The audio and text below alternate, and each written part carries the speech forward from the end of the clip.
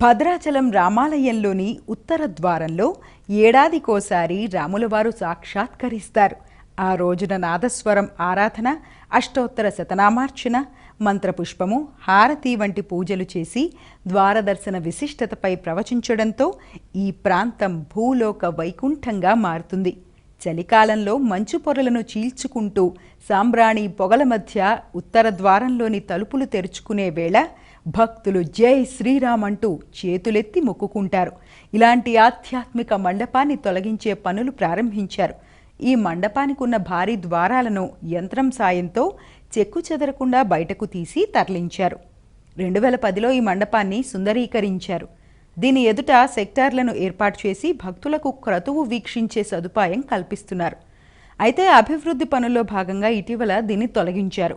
December 10 నుంచి 30 వరకు జరిగే వైకుంఠ ఏకాదశి అధ్యయనోత్సవాల నాటికి ఉత్తర భాగంలోని ప్రధాన పనులు పూర్తి చేయాలని రాష్ట్ర మంత్రులు, దేవాదాయ శాఖ అధికారులు కాంట్రాక్టర్కు స్పష్టమైన ఆదేశాలు ఇచ్చారు.